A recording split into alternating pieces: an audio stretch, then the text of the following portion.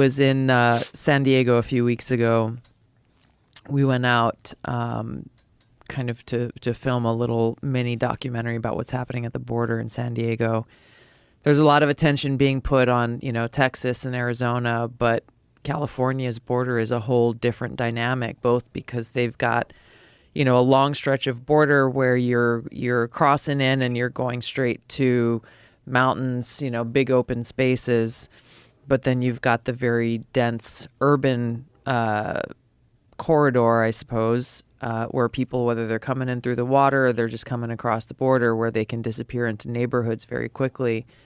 But there's a few things that were very eye-opening and interesting. Number one is we know that the borders are open because we know how many people are coming through. The numbers that are being reported, I think it's close to 9 million now, just over the course of the Biden administration.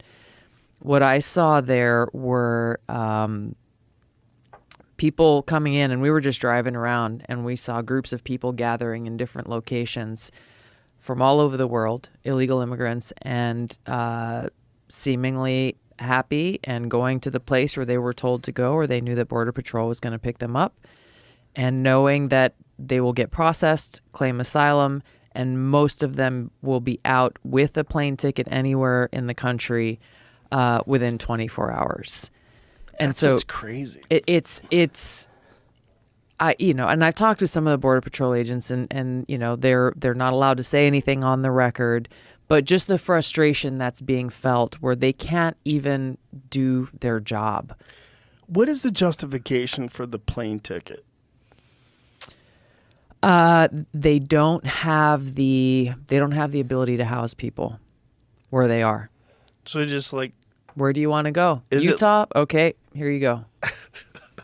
Where do you want to go? New York City? And I went and I talked to a lot of them. I sat down and talked with people from Brazil, from Egypt, from Colombia, from Venezuela, from different parts of Eastern Europe. People from all over the world coming here with the known plan in this well-oiled machine.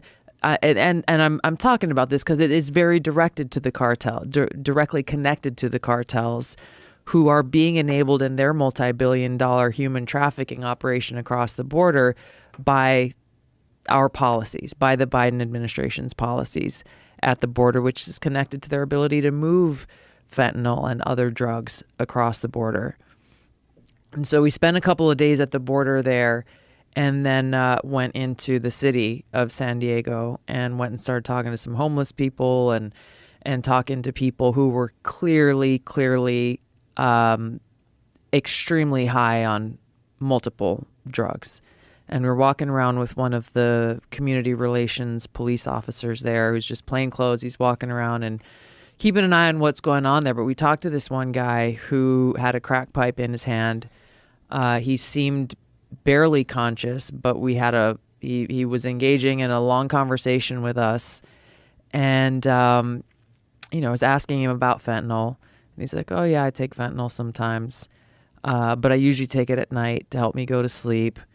And I asked, like, "Aren't you afraid of not waking up?" Like, he's like, "Yeah, I've had a lot of friends who've died from fentanyl, but I know how much to take and I know how to manage it." And have you? He's like, "Yeah, I almost died twice. And I was revived." And then asking him, the police officer asked him, "What would it take to get you off the street? What would it take to get you to a place where you can get some help and to get off drugs?" And he said, he's a 27-year-old guy. Nothing. He said, "There's too many rules in the places where I could go and stay. And I want to live my life this way." It was so heartbreaking to see him. His eyes were barely open and clearly in an altered state of mind. But even in that state, in this conversation, how do you help someone who doesn't want to be helped? You can't. It's the problem. I mean, you could talk to them. You could hope that they could get some information from you that shifts the way they think about things, but the addiction gets so deep. Yeah. And there's this thing that some addicts will say is that I feel better when I'm high. That it's the only time I feel good. It's the only thing good that I have in my life is when I get high. And if you take that away, my life is terrible. And if you've been an addict for a long time, the longer you're an addict, in fact, the more that's true, right? Because the more your life is a wreck. Yeah. And then you're forced to deal with it when you come off and you realize, like, oh my God, I'm 45 years old and I'm a heroin addict. Like, what the fuck? How is this? Exactly. And then now you're sober and your life is in shambles, and Yeah. you try to like figure out, how did you go so wrong? And then the only thing that made you feel good was heroin. You want to go back. You want to go back to that. And it's also people like get really scared of success. Even success in staying sober. They get scared of doing things well, and they seek comfort in failure because they've become accustomed to failure. So if the pressure of doing well and of like staying sober and like keeping healthy, like it's almost too much. Yeah. Just the maintaining, the psychological, the anxiety, all the fear that comes with failing, that you just want to fail just so you could just feel comfortable again, because then you don't have There's no pressure. Yeah, you don't have to deal with the pressure. Yeah. It's scary. The human mind is so susceptible to so many different things, whether it's cults or addictions or, you know, I mean, we're very weirdly vulnerable to a lot of like very strange things. Yeah. And a lot of these things, I think a lot of the mental issues are accentuated by social media. I think that they exacerbate them badly. And I think there's a lot of undiagnosed mentally ill people that are just killing themselves by being online all the time. Yeah, I believe it. I really do. I think it's terrible for you.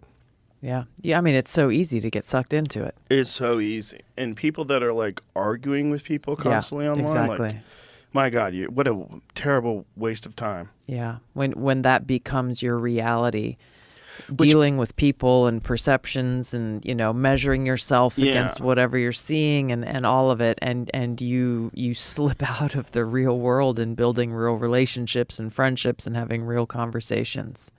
Yeah, the comparing too. The comparing is something that you and I didn't have to grow up with. Exactly. And we're very, very fortunate because especially young girls today, and Jonathan Haidt's work on this has been really interesting. His book, The Coddling of the American Mind, is a great one. And